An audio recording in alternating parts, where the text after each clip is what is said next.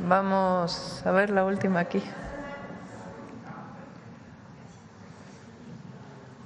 Buenos días, presidenta. Claudia Sheinbaum, muchas gracias. Soy Aisa García de Telesur. Quiero hacerle algunas preguntas sobre el tema de Estados Unidos. Ayer Cuba se quejó de que el gobierno de Estados Unidos emitió un memorándum presidencial donde reafirma el endurecimiento de la política de bloqueo de más de 60 años, incluso más endurecimiento después del 2017, cuando se obstaculizó la llegada de remesas de los migrantes cubanos, etcétera. Hay varios países de la región como Brasil, Bolivia, que se han pronunciado en contra de esta medida. ¿Cuál sería la postura de su gobierno? También en contra. México es el país que desde hace decenas de años votó en contra del bloqueo a Cuba, y esa ha sido una posición que hemos mantenido, fíjense, ahí sí, independientemente de los gobiernos, unos más, otros menos, pero se ha mantenido y esa va a ser siempre nuestra posición. Presidenta, en otro tema, hay gran preocupación, bueno, sobre todo hay medios que están destacando cifras bastante preocupantes sobre la baja incautación de armas en la frontera de México con Estados Unidos. Estaba leyendo un informe de un medio que es bastante prestigioso, que es de Conservation, y otros medios de Texas donde hablan de datos, de informes fronterizos, de datos federales que revelan, la verdad, una marcada disminución en la incautación de armas de fuego y municiones también en la frontera. No la quiero abrumar con cifras, pero los agentes fronterizos han incautado 435 armas y rifles con destino a México desde el 1 de octubre de 2024 a la fecha. Muy poco si se compara con los 1.110 incautados entre el 1 de octubre de 2023 y el 30 de septiembre del 2024. Y bueno, los agentes fronterizos en esos informes han dicho que se ha incautado un total de 82.452 balas, comparado con las 390.998 incautadas en el año 2024. La pregunta es, ¿cómo se va a proteger México? México ha estado haciendo demandas, incluso en la Suprema Corte, contra las empresas que venden armas. ¿Le vamos a seguir comprando armas a estas empresas o vamos a poner aranceles a estas armas que llegan a México? Es que es la entrada ilegal. O sea, de manera legal, los únicos que compran armas realmente pues es la Defensa Nacional o la Marina. ¿Y se la compran? Pero la entrada, en algunos casos sí, ajá, en otros casos no. Pero hay muchas armas incluso que se fabrican aquí en México, en los propios talleres de la Defensa Nacional. El tema es que son entrada ilegal de armas.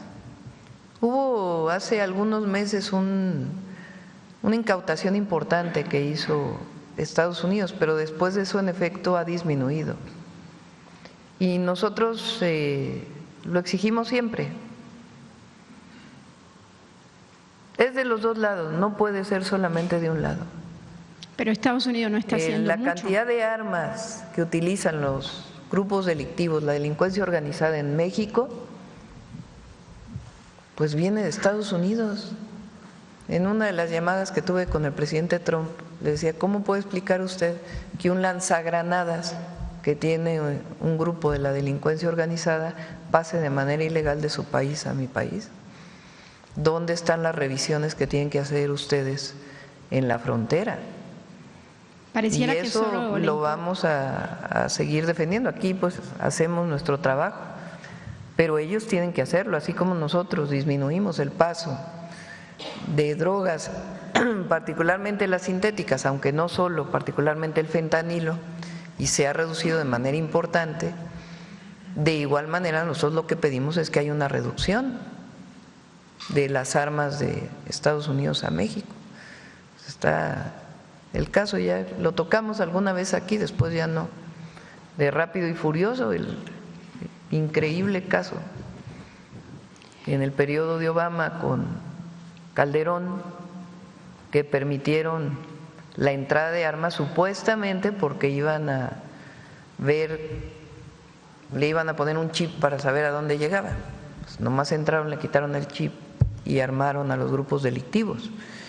Y no hubo nadie sancionado, nadie en aquella época por parte de Estados Unidos. Y eso que hubo personas que perdieron la vida, estadounidenses, vinculados con la operación Rápido y Furioso. Entonces, además de que eso nunca acabó por aclararse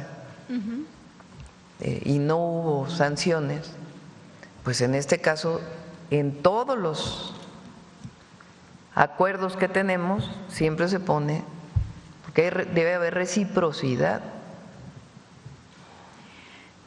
¿Tenemos alguna estrategia como país más allá de las denuncias en la Suprema Corte y de esta constancia de plantear? Todavía queda un juicio en la Corte de Estados Unidos que tiene que ver, hubo uno que no procedió, que fue la venta de las armadoras, que era contra las armadoras, y otra es contra quienes venden las armas.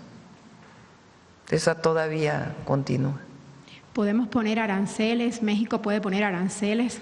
Pues es que no es un tema, pienso yo, de aranceles, ¿no? En el caso de las que no son de las que no son ilegales, digo, de las que se compra. No creo que esa sea una política que disminuya la entrada de armas, pero sí, decirlo en la mañanera nos ayuda mucho. Presidenta, hay un tema sobre las aduanas que usted ha tratado mucho aquí. Hace unos días entrevisté a uno de los candidatos a presidir CAREN, que es la Confederación de Agentes Aduanales. Ahora van a tener elecciones pronto. Y entrevisté a Claudio Silva Gelso y él destacó la necesidad de prácticas de autorregulación, transparencia y de integridad por el bien del país. Y me llamó la atención porque son palabras que también aquí se repiten en el tema de los aduaneros. Para usted, ¿cuál sería la imagen adecuada, necesaria o que beneficie al país en términos de cómo debe ser un agente aduanal? Así tienen que tener una palabra grande que diga honestidad. Y punto. Y eficiencia. Señora Presidenta, otra pregunta. Durante la pandemia de la COVID-19, este es un tema bastante polémico, pero también un tema tabú, porque se trata de la muerte de las personas. Durante la pandemia usted fue reconocida por haber evitado una crisis funeraria en la Ciudad de México. Eso todos lo recordamos muy bien. Y más adelante usted fue reconocida por impulsar un reglamento moderno que actualizó la normativa local en materia de servicios funerarios. Eso quedó en la Ciudad de México. Ahora, como presidenta en el gobierno federal, ¿tiene previsto usted implementar algún programa o iniciativa para modernizar y fortalecer, estoy leyendo porque es una pregunta larga, los servicios funerarios que ofrecen instituciones como el INSS o el ISSSTE, así como extender este beneficio a los que se benefician de los programas del bienestar? Lo que pasa es que siguen habiendo muchísimos agentes afuera de los hospitales que nada más están así como buitres esperando a que se conozca de algún fallecido para ofrecerle servicios funerarios súper caros. Y bueno, quería saber si eso que usted creó en el gobierno de la Ciudad de México, siendo usted jefa de gobierno, se pudiera extender a través del bienestar o de no sé qué instancias, para que el que no tenga INSS o ISSSTE, o incluso los que lo tengan, puedan acceder a un servicio como el que tienen los trabajadores de la Ciudad de México, que creo que pagan 13 pesos o no pagan, el gobierno les da ese servicio y cuesta 13 pesos, algo así. La normatividad en ese sentido, y quien brinda esos servicios en general son los municipios también o los estados. Quien administra, digamos, los cementerios o los crematorios que son del gobierno, de los gobiernos públicos, son los municipios. Entonces habría, si hacemos alguna cuestión, tendría que haber una coordinación general entre municipios, estados y la federación, porque más que una norma o un apoyo, pues lo que hay es que fortalecer esos servicios a partir de quien tiene esa atribución, que son los municipios también. Entonces, lo estudiamos para ver cómo apoyar a la gente siempre. Y sobre este tema, bueno, parecido, Presidenta, su gobierno ha logrado acuerdos con los dueños de gasolineras que están dando resultados, todos nos beneficiamos de eso, y también con productores de tortilla, de maíz y todo eso. Pero ha habido algo con el tema de las primas de los seguros médicos, han aumentado hasta un 26%. ¿Hay alguna forma o tienen ustedes contemplado, ya sé que no se regulan precios, usted me lo ha aclarado, pero hay alguna forma de contener esta alza o de pedirle amablemente que lleguen a algún acuerdo las aseguradoras? Porque imagínense que ya ni siquiera aumentan el nivel de la inflación, ¿no? Ahora lo mejor que podemos hacer es tener los mejores servicios de salud públicos. Esa es nuestra convicción, nuestra orientación. Quien pueda pagar un seguro privado, pues que pague el seguro privado, pero en la medida que las instituciones públicas cada vez den un mejor servicio, pues en esa medida también la gente va a querer ir menos a un seguro privado, ¿verdad? Y ahí también pues se van a contener los precios. Y va mejorando poco a poco. Del 2018 a la fecha mejora. Y tenemos un plan que estamos siguiendo para seguir mejorando la atención pública de la salud. Finalmente, Presidenta, hablando de la atención pública, ayer se habló algo de la subrogación de servicios de hemodiálisis. Aprovechando que está aquí el director del INSS, Zoé Robledo, hay muchos comentarios. Yo no soy experta en este tema de la subrogación, la verdad, pero me gustaría saber, porque dicen que les va a costar más al gobierno dejar de subrogar a particulares. No, eso lo dicen los particulares. ¿Quieres comentar? Gracias. Sí, ayer, no los particulares, los que tenían ese negocio. Exacto. Sí, ayer se comentaba del tema del servicio de laboratorio. Ahora, sobre el tema de hemodiálisis, hay dos grandes movimientos y tendencias que estamos trabajando en el sector salud. Por un lado, que los pacientes que tienen insuficiencia renal y que necesitan esta terapia, también se promueva mucho el uso de la diálisis peritoneal ambulatoria, es decir, las personas que en su casa hacen este proceso durante la noche y no tienen que ir necesariamente a una sala de hemodiálisis.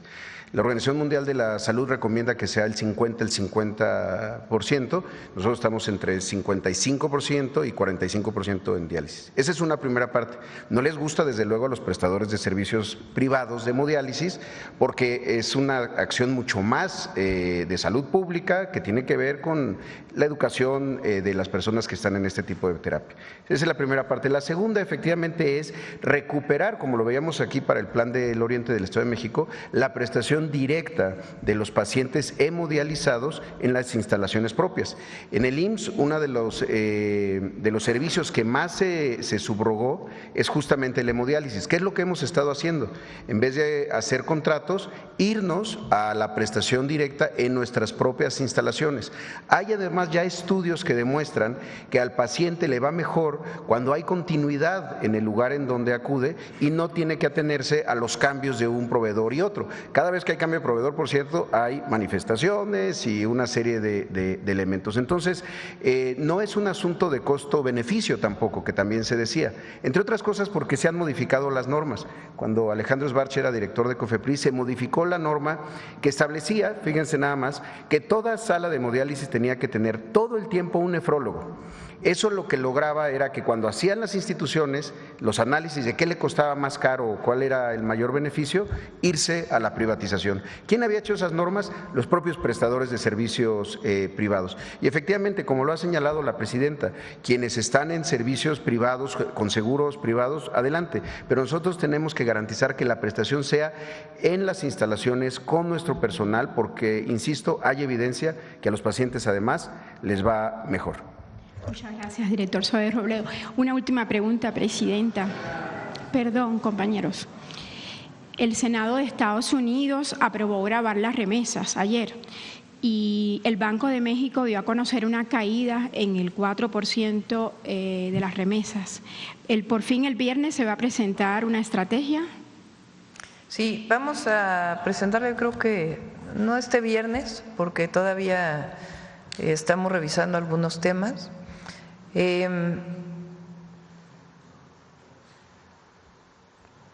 Lo voy a leer, es una nota de Secretaría de Hacienda. México recibió 5.360 millones de dólares en remesas.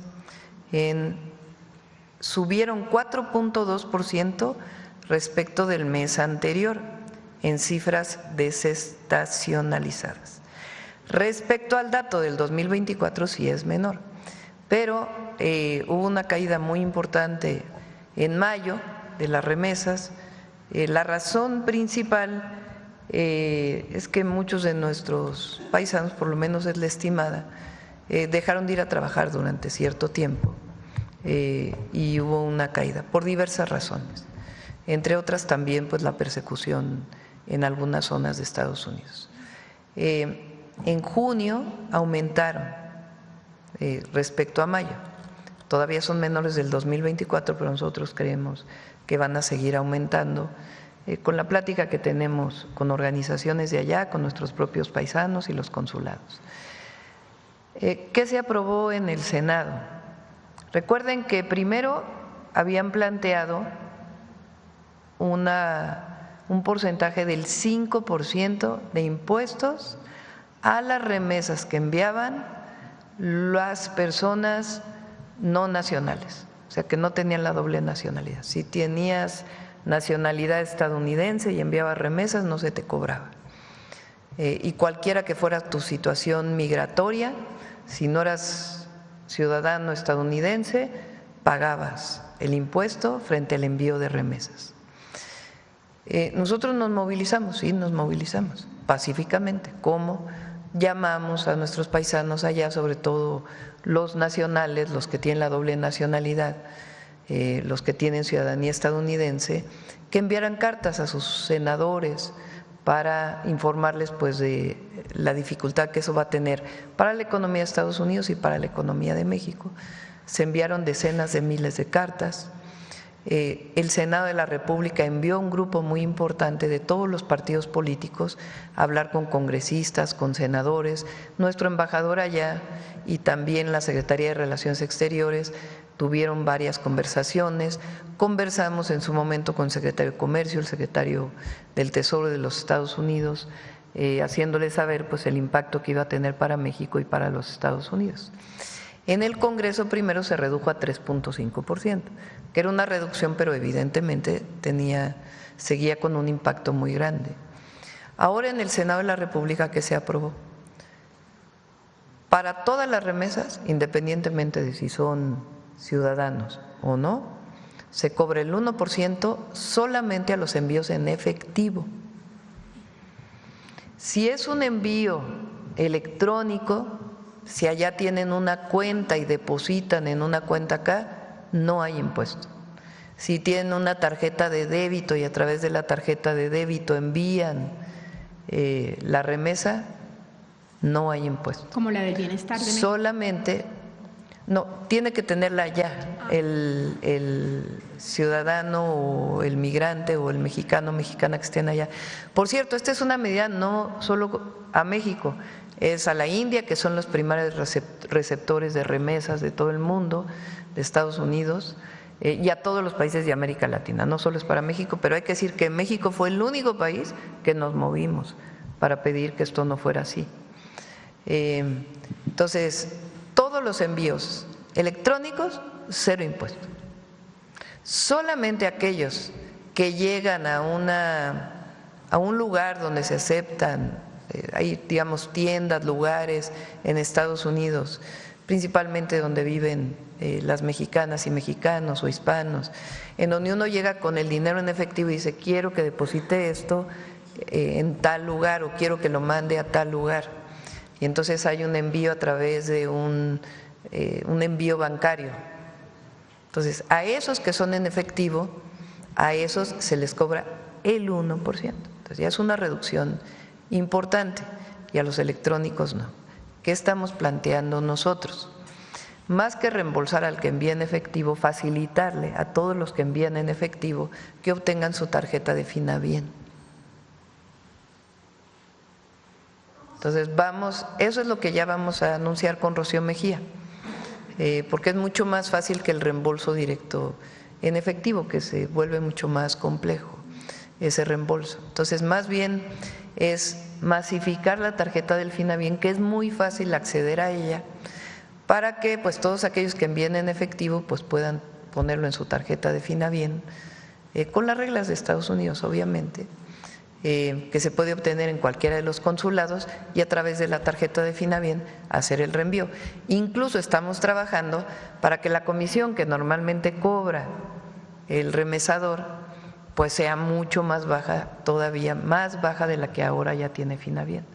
Entonces, como estamos trabajando en eso, ya no nos dio tiempo de presentarlo este viernes. ¿Qué porcentaje de migrantes estarían afectados por este envío? También estamos revisándolo con el Banco de México y con las propias remesadoras. De acuerdo con el Banco de México, solo el 1% recibe el envío en efectivo. Sin embargo, las remesadoras hablan de un máximo del 22%. Entonces, estamos revisando exactamente qué porcentaje es y cómo es que se cobraría este impuesto y a quiénes y en dónde, para que podamos dar pues todo el apoyo.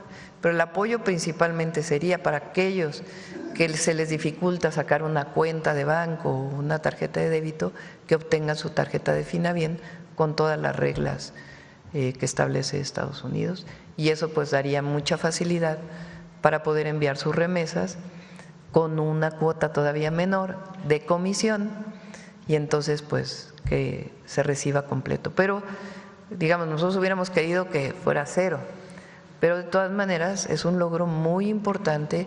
Y yo digo, ¿de quién? Pues de nuestros paisanos allá, que tomaron la iniciativa de enviar las cartas a sus senadores y que fueron escuchados. Muchas gracias, doctora Claudia. Bueno, ya cerramos porque ahora son 9:40, creo que